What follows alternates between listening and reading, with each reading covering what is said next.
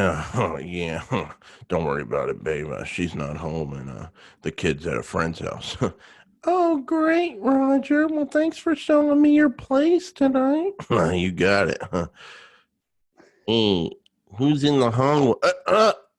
You're home, Jerry? You bet you.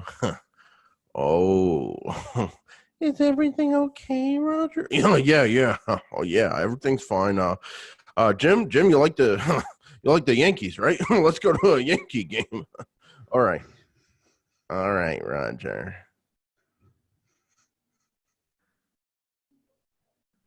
Hey, everybody. Oh, yes. Oh, welcome back to the Patriots Yeah. podcast. My name is Jason Rothman. As always, my great co-host, the great Chris Schaefer. Chris, you want in on this? It sounds like you want to get in on this. That one was, I like that one was funny. That one was, Wow. it wasn't, I thought I liked that one. I'm behind the Jimmy train on that one. That was good. That was enjoyable. Good. Well, I appreciate that, Chris. So it's a Yeah. Thursday. It's the Q&A, and we've got some very, very interesting questions. But first, I want to thank Directive Consulting. Directive Consulting has come out with a new digital marketing training course called Institute. You can go to directiveconsulting.com/institute. We'll have a link in the description. Learn digital marketing the right way. Learn by doing. This is a step-by-step digital marketing training to drive more sales to any business. You can get 4 free lessons when you sign up today, 4 free lessons completely free. There's over 40 actionable video tutorials. There's an official certification. It covers PPC, SEO, conversion rate optimization, analytics and optimization, and it's designed specifically for you, whether you're a student wanting to acquire skills that employers desperately need, or you're an in-house marketer wanting to improve your digital marketing skills as quickly as possible, or you're an agency and you want to learn how to get better results for your clients and customers. Institute from Directive Consulting is the digital marketing course to check out. Go to directiveconsulting.com/institute, sign up for free, and get your 4 free lessons today. directiveconsulting.com/institute, 4 free lessons today, and we will have a link in all our descriptions. So, Chris, is everything good with you? I was just got me a butter knife, got me some butter, and I was just laying it on thick before the show started, giving you some compliments, loosening you up, if you will. And it seems like you're doing good today, and that's good to see. Yeah. It's a good week. Nothing that I know is different at all. Everything exactly the same as it should be. Normal day. Today we have some very interesting questions. As everyone knows, we do the Q&A show on Thursdays, and we answer your questions about digital marketing, Google Ads, and everything that's included in life in general. So whatever kind of questions you want to send in, we'll answer them. PaidSearchPodcast.com on the contact page, or ask us on Facebook or Twitter. So Chris, why don't you kick us off with today's first question? First question comes from Roger from Oklahoma. He says, Jason, I'm having a fight with my girlfriend. Can you help me out and tell me how to convince her that I'm right? That's a fake question. See, guys, that's the kind of question that Jason really wants to answer. I just made that one up. That's not actually, it's actually from Eric from Richmond. But Jason really Chris, wants what state is Richmond in? Virginia. Richmond, Virginia. Good for you. Just making sure. You all have us a little bit scared with your St. Louis, Louisville. A little, yeah. And maybe it's pronounced Richmond, Virginia. I don't know.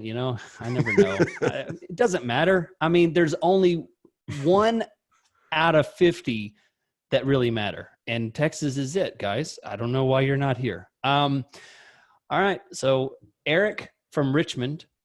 Hey guys, great podcast. Just started listening, and all caps, wow. Thank you. I'm helping a business friend with his SEM. His business sells VoIP business phones. The clicks are crazy, like $50 to $100 per click. I tried some long tail details. I tried some long tail ideas. Oh, then I guess we don't have a question because those work. Oh, Yeah, do we still have a question because it didn't work? Okay. I'm just trying to get clarity because I've heard great things about long tail. All I hear are great things about long tail. So I didn't know if it had worked at the time he was writing out this question. And then he was like, nope, never mind. Don't need it anymore. Is that how the question ends or did it not work? I'm just trying to understand because I hear a lot of good things about long tail. So let me fill in the details. He said, I added 600 exact match long detail keywords. Didn't work. Sorry, Eric. I'm sorry. We're just playing. I tried some long tail ideas, but search volume for this category is very low when you cut down geo to his service area of 50-mile radius with 2 million people. Any ideas? Thinks Eric. First of all, Eric, I'm going to hand it off to you, Jason, in a second. First of all, I don't care if the search mile is only 50 miles. If you have 2 million people, you don't have a search radius problem. You don't have a what is Richmond, Virginia? Like the new what is it? Like New York City, Los Angeles, Chicago, Houston, and then Richmond's number 5 and they have 8 million people there? What are you talking about? 2 million people is a lot of people. I think it's near some other big cities. I don't know. I mean, I've never been there. 2 million's a lot of people. That's plenty for a search engine marketing campaign. That's my point. I wouldn't worry about that. Number one, diagnose 2 things about your question. Long tail is not your answer, and lack of volume of people is not your answer. So, Jason, what do you think on this? Does Eric have a hope in Richmond? Oh, we can give him hope. So, Chris, we're gonna kind of dig into this one pretty deeply because this is a very big problem. I like the words most, number one, the biggest, and so you can apply any of those to this sentence, but the biggest, the number one problem I run into with new clients, maybe I just like saying it, is a daily budget that's smaller than the cost per click, average UPC, cost per click, or not smaller, but just in the range of it, not big enough compared to the average cost per click. So then I tell people that, and then people go, okay, just send me some documentation on that to prove this is a problem. And then I go, I can't send you, I don't have paperwork. I've got a fist and I can give you that. And I can give you a knuckle sandwich because I don't have any documentation. It's just experience that I've learned. So Chris, let's start off with a couple things here as we go extremely deep together into this one. Number one, is that really a problem what I'm talking about? And then number two, do you have any proof, or is this also just you're so cool and good at Google Ads gut feel, which I think is valid?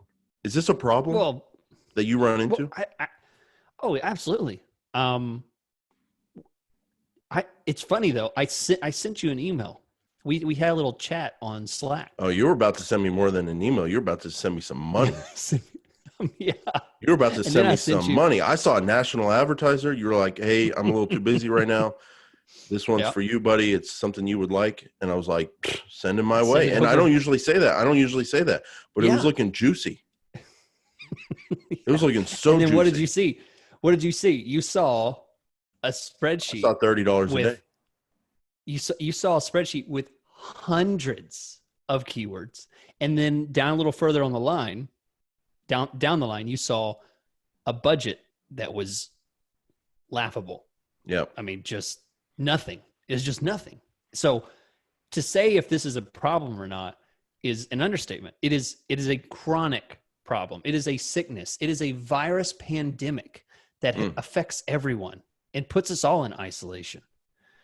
And we don't have a vaccine for it either. We just have some stuff you got to try out. Yeah. No. And the solution is not that what Eric's saying. It seems like, what ideas do you have on how to fix this? What kind of keywords, what kind of strategy can I use? I think the first thing that we have to say is you have to change your frame of mind on this. You're going to have to change your clients, your friends' frame of mind on this. Give me something to work with. You're going to have something to work with. It's kind of like play the game. you Or you give would us a not. block, you give us a block of Swiss cheese, and then you're like, I want to make a cheddar cheese sandwich. And we're like, well, we can't just turn Swiss into cheddar cheese. We got Swiss cheese. We got this Mm-hmm. industry with this average cost per click. We've got to deal with the Swiss cheese and come up with something with that. So, Chris, Right. why is it so we can't share any documentation, any kind of tutorials or training that says a low daily budget relative to the cost per click is a problem. There's no proof of that. So why are you saying this is a problem? What kind of issues do you run into?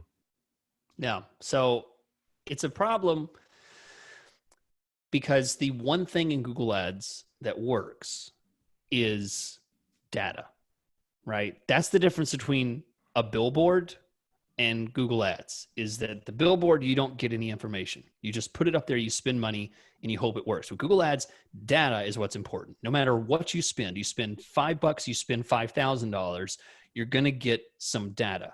$5 is going to get you very little. 5,000 is going to get you a lot. So the problem with a CPC that's really high, that's more than your average cost per your average cost per click is more than your daily budget. The problem is you get no data. You get no information. You have nothing to work with. How are you going to make a decision when you blow, an entire week's worth of spend on one click, and it wasn't even a good one, or it was just VoIP business phones, just that exact match keyword? What have you learned there? You've Right. learned nothing. Very likely they didn't convert. They clicked. It cost you $50. You've learned nothing. So you're going to have to play the game. And I would say first is you're going to have to either decide, am I willing to get some information? Am I willing to put some tests in place to try what's going to work? And in order for it to happen, you're going to have to throw some budget at it. Okay, let's get serious. Let's try it for 1 month, dedicate a certain amount of spend, and try it. The most you'll lose is that money. And what you'll definitely gain is knowledge. You'll definitely gain knowledge about what works and what doesn't. You may get one hit, and hopefully that'll pay for the entire month of advertising there. So that's the first thing. You're going to either have to make the decision of whether you're going to do that or not. And if you're not, I don't know. I don't know if I really have any ideas if you're not going to play the game. Well, Because, I've got some ideas because I run into this all the time, and it's not even with business services, VoIP, $50, $60 cost per click. Sometimes I run into it with movers where they want a daily budget of $15. The average cost per click might range from 15 to 30 in their market, and it just screws things up. So there's no documentation that I know about, but like you're saying, Chris, it tremendously slows down the data gathering process. If Google allows you to go over budget by, I think, up to 200% or something like that on any given day, you can spend $45 that first day, not spend anything the rest of the week. And on top of that, it just seems like things get screwed up, and it seems like the system does not perform like it can perform if your bids are too small compared to your daily budget. What is too small? I don't have a rule of thumb. I know that equals probably not a good thing. $50 daily budget, $50 max CPC. I know that greater than the daily budget is not a good thing. $40 day budget, $50 max CPC. And I know that close to the daily budget above it's not a good thing. $50 a day budget or $60 a day budget, $50 max CPC. So maybe it's a 2x thing. You can at least get a couple clicks a day. Maybe that's a good rule of thumb to go down. Chris, if they don't want to add the budget overall, and I think you make a good point, because what is business? Business is low risk, high reward, limited downside, unlimited upside. Dealing with this with the client right now, trying to get them to run on a different device, and they just won't do it. And I'm like, hey, other people are doing it. They're making money. Why don't you want to try to make money? And they have their theories, but I'm like, we can limit your downside. We can just give me a test budget. It can be small.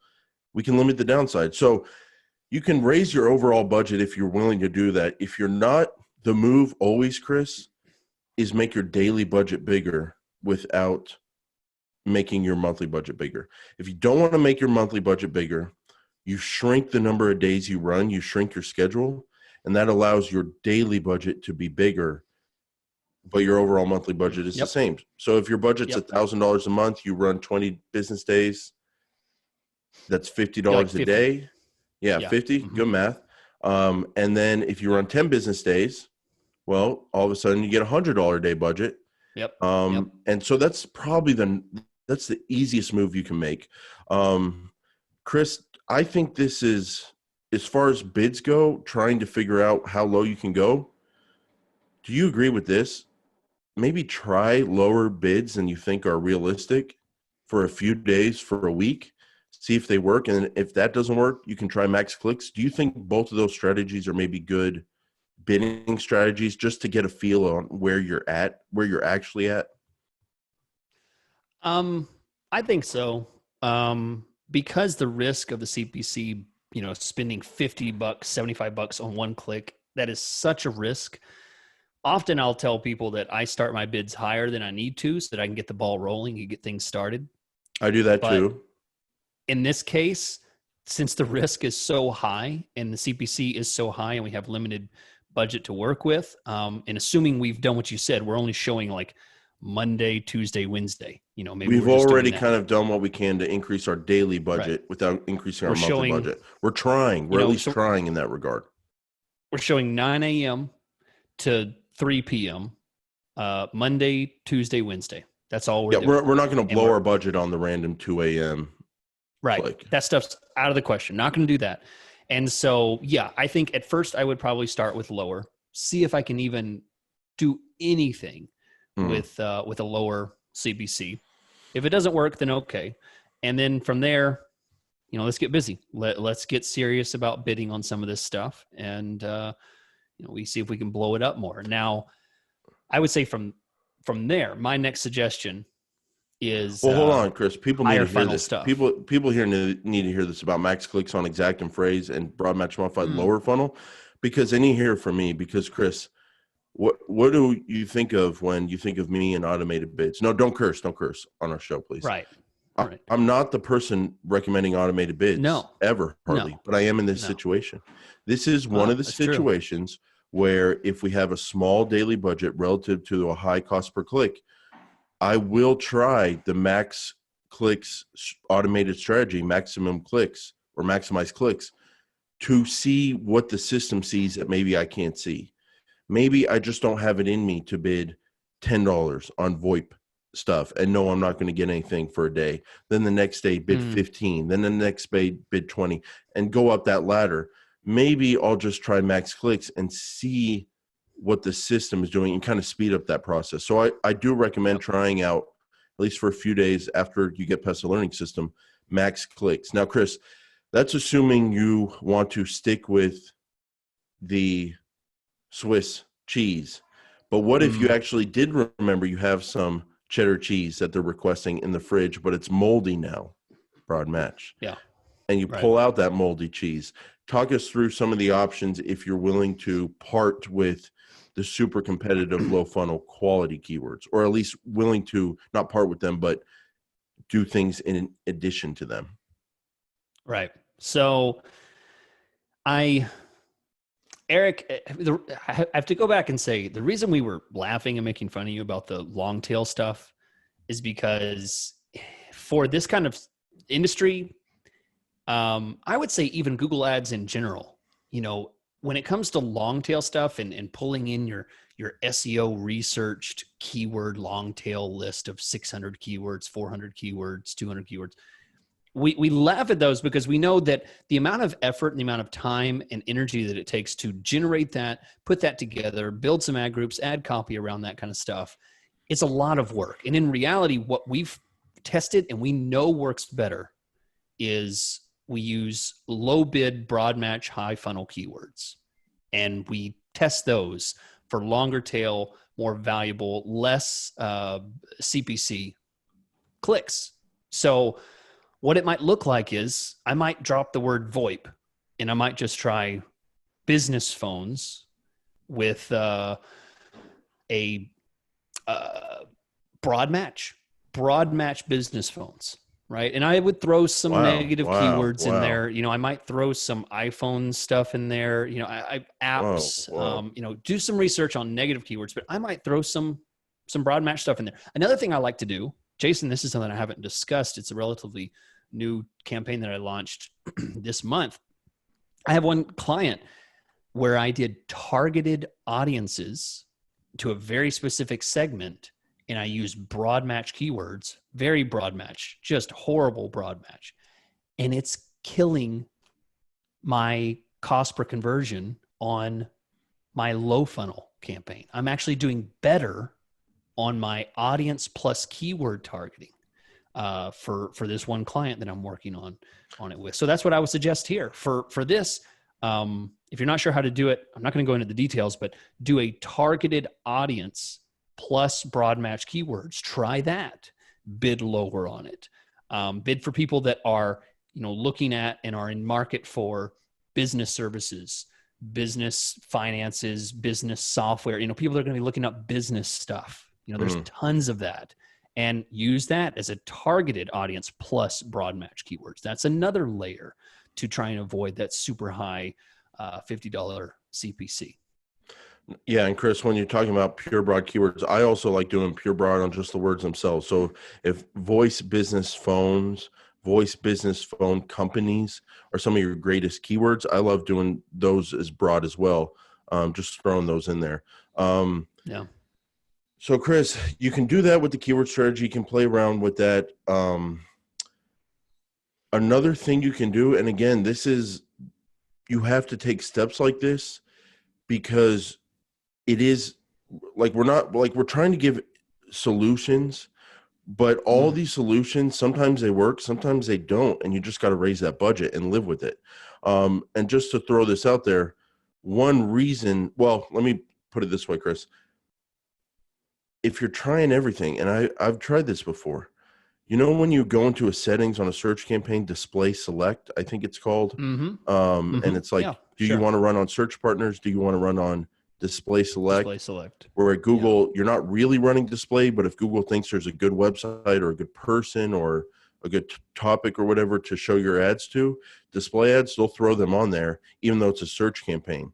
So I like trying that when I'm dealing with a low daily budget, high cost per click, Chris, just to try it, because it's just a try. I just have to try it. So how do you know if it's working or not? You can segment it out your data at the campaign level based on, I think, network, and it'll tell you display network. And then you can see, yes, you're probably getting a much lower cost per click. Are you getting any conversions from it? That's something to judge.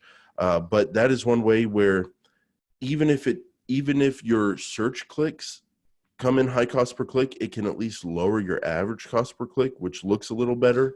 I'm serious. It just looks more promising. It just gives you some confidence. This is a very tough situation we're dealing with. So if you can just get some momentum. So that's one thing. And then just trying to think of anything else I do in this situation, Chris, and I'm just thinking of some mindset things. So number one, you can go down remarketing display YouTube. I'd like to hear your thoughts on that. And I'll put you kind of in a client scenario. But then before we get to that, and I think you'll agree with this, sometimes you just have to man up, woman up, and understand that this is an auction system. And if other people are bidding $50 to $60 per clicks and doing it all the time, that means they're making money from it.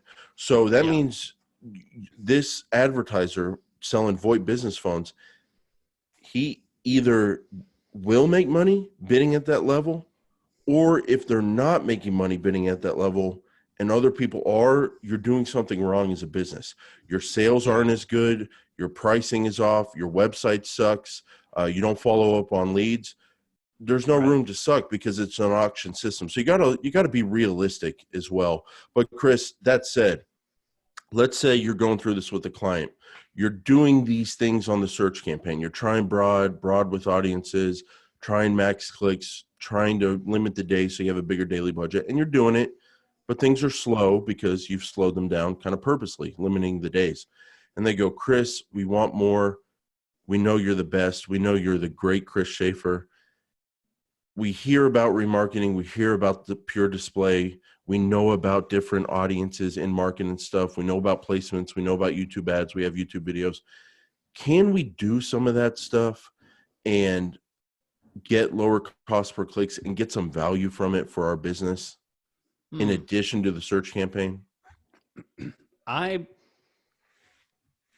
Well, I don't know. I mean, for me, it seems like if you're testing all of those things and doing the low funnel search campaign, it seems like you're stretching yourself so thin that So you're if not they going to be have able to make if their budget decisions. is 1,000 and they have an extra 300, they're throwing on pure YouTube, pure display, in market, all Yeah, that kind of stuff. As a Google all that Ads stuff. manager trying to solve the riddle, you'd rather have that extra 30% of budget to work with on the search campaign if they're looking for direct I leads. I'd rather either do low funnel search that's costing me 50, 60, $70 a click, or shut that off and do high funnel testing with broad match, do some display, test those other things, because I don't think I can do both and really say that I'm really giving either one full throttle.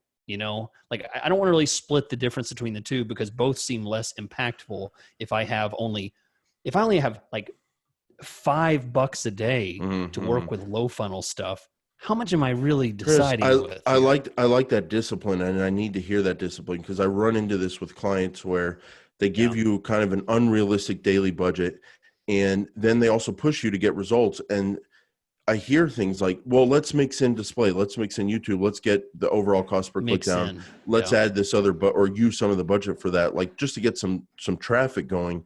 And what am I, if nothing else? I'm a yes man. I'm here to please. I'm Yeah. here to give people what they want. Right. And it takes discipline to go, no, that's not right for your situation. You want leads. And I think one of the biggest things you can do, Chris, when you're in this situation, I've never thought about this before, but this is probably the number one, the biggest, the most important thing to do when you go into a situation like this. Give yourself time. Tell your client, hey, we're in a tough situation here, but if we can solve this and continually get good solid leads for your business in a competitive market with a small budget, that's going to be a big win for your business over the long term. That's going to be a 5-year deal, a 10-year deal. So if it takes more than a month or 2 or 3, let's chip away at it. Do you like that kind of mindset going into a hard situation like this? Yeah, I think so. I mean, All right. uh, I think what triggers me more is when I get a client that says, I want to try this for 1 month, like the Yeah. short term type of thing. I want to try this for a very short amount of time. I just had a client that I worked with that literally gave me 30 days, and I killed it. I did so good with this campaign, and he stuck to his 30-day time limit. And we shut it off, and that was it. He said, I'm going to see how these lay out, and I'll come back to you. And I delivered a ton of leads. I was so happy with it. And, just really turns me off to think the amount of momentum, the amount of testing that we get can just, the interruption of that can be really frustrating, both in the Google Ad system and as a manager, to shift gears, to try new things constantly. I think it's very destructive. I'm the king of movers. I'm the king of other industries. I'm the king of this podcast. I'm Everything. the king of this industry. Everything. And I'm also the king of analogies. And Chris, you're going to love this analogy. You and I, professional, very not professional, because people can say they're professional, but really talented Google Ads managers, we're like the casino. We're the house. The odds are always in our favor. And if we get a moving company, a $4,000 a month budget, and a client that's willing to give us that 2 weeks, that 30 days to figure things out, and all the tracking's in place, and it's in a Midwest city as opposed to like a Los Angeles or a New York City, and it's not the most competitive environment, and the client's business is a good business, good website, good sales staff, and all that, the odds are tremendously in our favor that we're going to be able to win on Google Ads and get them good, profitable results. They're really in our favor. If a client comes to us, moving company, $300 a month budget, Los Angeles, very competitive market, horrible website. Right. We are beavers in a dam. We will figure out how to do what we do, but the odds, they're still in our favor. But instead of winning 90% of the roles, we only win 50.1. And the odds are barely in our favor. And so when the odds are bigger in our favor, we can get results faster because they're bigger in our favor. So we don't need as many rolls of the dice. Good. But when they're barely in our favor, it can go the wrong direction over and over and over for a lot of rolls, a lot of months in a row. because the odds are so close. But if you give us enough time, we'll get there. All it takes is when you have, that's a great point. You're right. Do you love that analogy? I love your analogy. We're not shaking hands every these time. days. We're virtual. We can't shake hands. High five. No. Give me a bow or give me a flex. Okay. You know I like those. Give me a flex, please. let me see that bicep. Come on, please, Chris. I deserve it on this. No. Give me a bicep. No. Give me a bicep. Every time, like what I love about your analogy is this: all it takes is a couple losses, and you're immediately done. If you have the deck stacked against you, is that all it takes is you immediately start off with one wrong decision. It's over. You're going to start failing immediately. So there you go, Eric. You know, I think that's the argument to take to the bank is, listen, this is going to be tough. And if you start me out with, I'm able to get like 4 clicks a month for you, we're going to fail, because all it takes is just bad judgment on one thing and it's over. You know, I didn't choose the right kind of keyword. The ad copy's bad. The landing page wasn't very good. You know, the load page for the website took too long and 4 people left because it took more than 8 seconds for it to load. I mean, that's all it takes and it's over. Game over. Chris, we just gave some good advice right there. We didn't butter them up. We didn't lie to them. We didn't say it's going to be easy. We didn't say it's always going to work, but we walked through all the different scenarios you can run into, and we gave some good advice. You love that? Yeah. Oh, I think every other podcast would have said, you can do it. You have the strength. Just be positive. Be positive. I tell you, you talk about punching people. Be positive. Hey, here's another one, Chris. Just A/B test it. Just A/B test it. Oh. I'm sure you'll figure it out if you A/B test it. Just throw a lot of long tail. So, Chris, we're going from Richmond, Virginia to Vilnius. Say it. Lithuania. Where is that? The capital. The capital city of Lithuania, known for its Baroque architecture. No. What part of it is? It's the something of Europe. I think the Europeans know what that reference is. Come on, Gitis or Gitis. We appreciate your question, but I'm not going to read what you put there because that's inappropriate for our show. Even though it is kind of on brand with the beginning of this episode. It's the G spot of Europe. He says it's the G spot of Europe. I said it. My mom doesn't listen to this show. Yes, she does. That's funny. No, she does not. She does. No. All right. I don't even know what that means. Said it 3 times. I don't know what that means. I don't know. It's a fictional place is what I've heard. There is no G spot of Europe. I really do not know why I'm listening to your podcast. I love this guy's questions, Chris. He will just punch you in the teeth and then he'll pick you back up. We're just playing, buddy. We're just playing. I'm in Lithuania. We're just playing, buddy. Come on, buddy. Is it because of the information you give about Google Ads or because of your sense of humor? Anyway, great job. So far, the best podcast I found on the internet about Google Ads. So, Chris, he is running Google Display Network remarketing campaigns for e-commerce. And he sees a lot of data. However, he does not see reach or unique cookies, quote, or in parentheses, visitors, or impression frequency cap. It's blank in those columns. I can see the other companies' remarketing banners everywhere.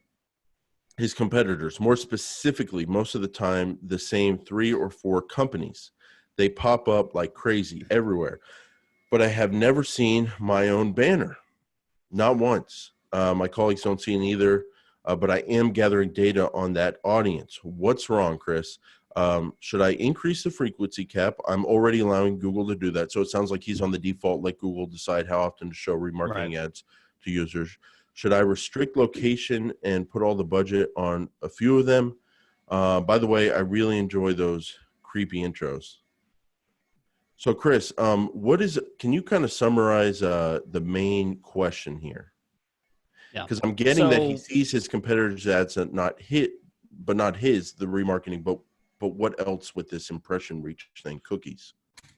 Yeah. So the first question was, why can he not see reach or unique cookies per visitor and impression frequency cap? He said it's blank in both of those columns. So Gitus. I'm gonna just own it. I'm gonna call it Gitus. Gitus. I looked this up because you're right. I checked it on mine, and this is not something I regularly use, but I checked it on my accounts, and you're right. I do not see unique cookies information. I just see a dash. What are we just all looking for blank. here? Remarketing campaign, and then what column? It's going to be. It's going to be a yeah. You could look on remarketing. I'm gonna look it up. And you add it as a new column. It's going to be in your reach. I believe should be in the reach section. You could just search for the word cookies. You can do a search on the columns for cookies, and you'll find it. But basically, this is news to me. But I did a search, and it's So many gone. columns. It appears, and we could add the link to the show notes. But it appears it's been depreciated, sunsetted, essentially stopped. Google stopped giving that information out. It's no longer information that's shown as of later last year, November. Oh my October. gosh. Oh my gosh, dude. I added the column unique cookies and it's blank for the last 30 days for remarketing campaigns. And it says, note, starting on 8/1/2019, cookie-based reach metrics are no longer available for date ranges ending on 8/1/2019, August 2019, or later. Going forward, unique users use unique users to track reach. And then I have the column unique users, and that column does have data for the last 30 days. Okay. There you go. Is there a difference to you between unique users or unique cookies? Well, yeah. Cookies is a very binary metric because a cookie represents just one code on a browser. So you could have multiple cookies for you as a user, right? You could have it on your phone. Is this like if Jimmy and Roger and Mom shared a computer downstairs? No, I don't think that's no. I don't think that's Asking the case. for I think a friend. Okay. People have multiple devices. You have a laptop, a computer, and a mobile phone. And I think what that's referring to is the fact that they know that this person has a cookie on multiple devices. But nowadays, these sessions, if you use Chrome, your session is shared across all of your logins. If you use Safari, that session is shared across multiple Safari logins because it's sharing that data. So I think that's what it is now. If you're saying I'm at the library and I log into my Google account or whatever, and I see a remarketing ad, and then later I'm at the coffee shop on my phone and I see the same remarketing ad, now they understand I'm the same user, even though I did it from two totally different devices. Yeah, I think that's the difference. Unique users. And if you remember, a couple of years ago is when that big shift happened. I believe it started with Apple, and they stopped independently. There was a cookie change, the way that they allowed cookies to work, and now it would share that information by device instead of just assigning it to one device. So I think that's what it is. Hover over unique users, shows the total number of people who saw an ad in display or video campaigns over a given period. This metric, it shows the total number of people. This metric uses cross-device statistical models to measure the total reach of an ad by adjusting for cases when people may see the same ad on different devices or when multiple people share one device.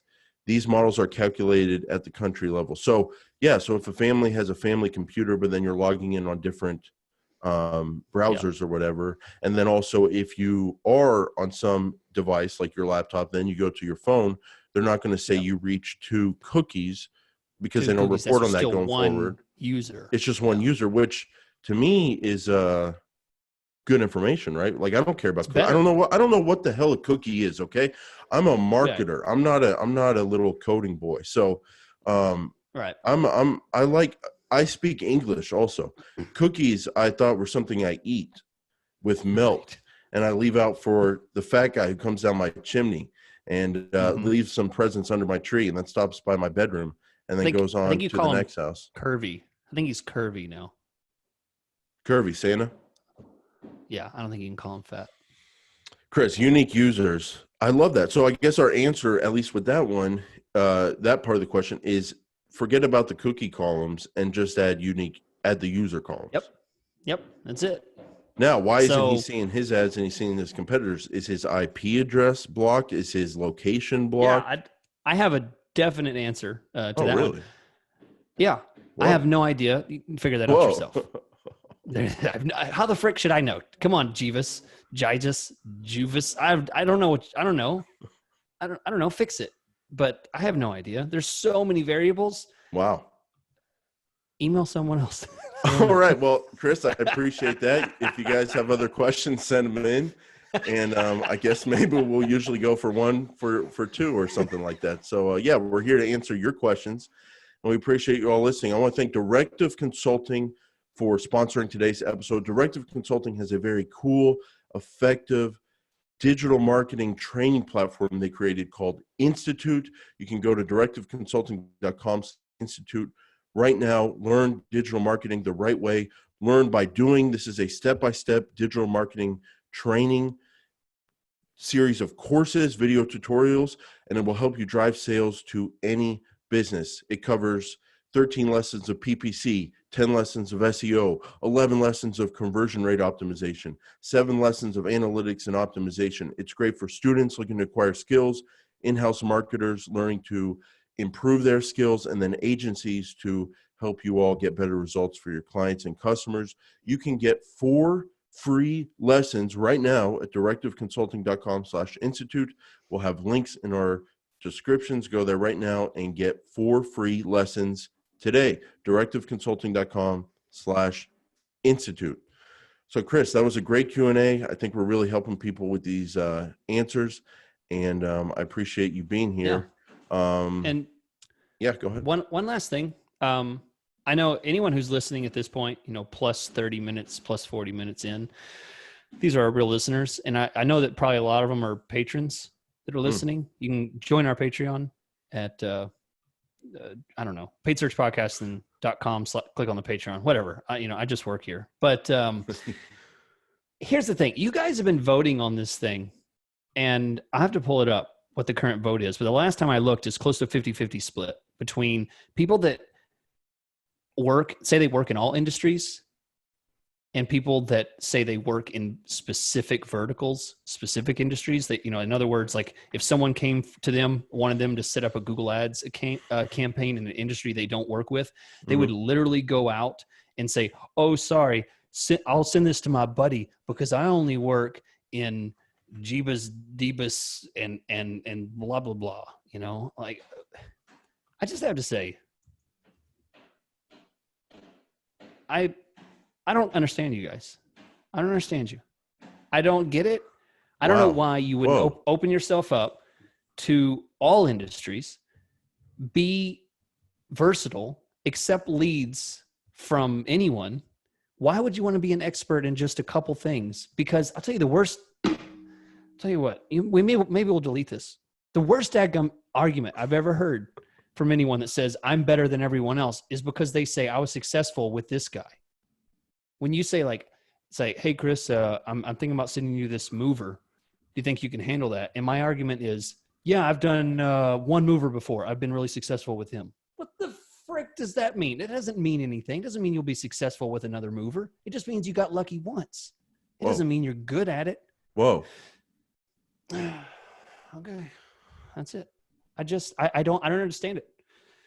Maybe we'll have someone on, leave them on mute, and I'm just going to yell at them and look at their face because I don't want any guests on here. But Chris, you told me you quit Facebook a while ago, just in your personal life, and then you came back for this Q&A group, or for the Patreon group on Facebook, and now I'm starting to see why people in your life kind of recommended that you quit Facebook, because no one right.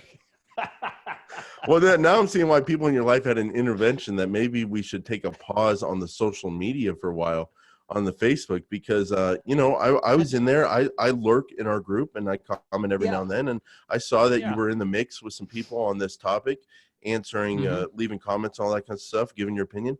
And I thought it was left there. I did not know that there was this kind of passion or fight picking or whatever you want to call it about this topic.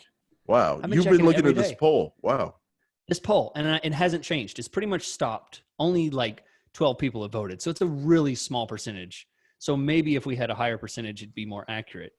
I don't know. I don't know. I don't understand. I mean, I don't come to my house. Oh my gosh. Do you want to do this to my body right now, Chris? After we What? finish the, What the heck? do you want to, your body's calling me? What? Sorry. Stop it. What? That's got nothing to do with this. I'm sorry. I don't know why I said that. But Chris, do you want to do this where, by the way, you said 12 people. I don't believe that. I thought this poll was getting juicier than that. No, it's not that.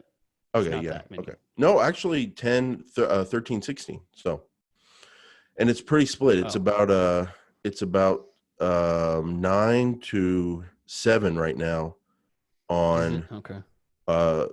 I like to specialize in a few different verticals is the top one. So let's put this out there, Christopher.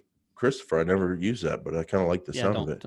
Wow, no, okay. I'll stop that. Yeah. I push things sometimes, and I know when not to push it, and I hear the tone of the voice there, so I'm not going to even go there. So Chris, we're doing our perfect Google Ads account checklist. We're doing it. We have 1 or 2 episodes left on that. After that, do you want to bring back, my dear friend across the aisle, a great debate? Specialize in one industry or be able to serve all industries, something like that. Would you take that? You would side with the specialize in the sure, industry I'll do side? It for the sake of the great debate. Done. I'm gonna start doing push-ups now because I'm gonna freaking bow up and just blow up on you. Here we go. All right, that's it. I'm done. All right. Well, thanks for listening, everybody. We'll be back Monday to continue our series on the perfect Google Ads account checklist, and we'll continue doing that. And then it sounds like we have a great debate. So thanks for listening, and we'll see you next time on the next episode of the Paid Search Podcast.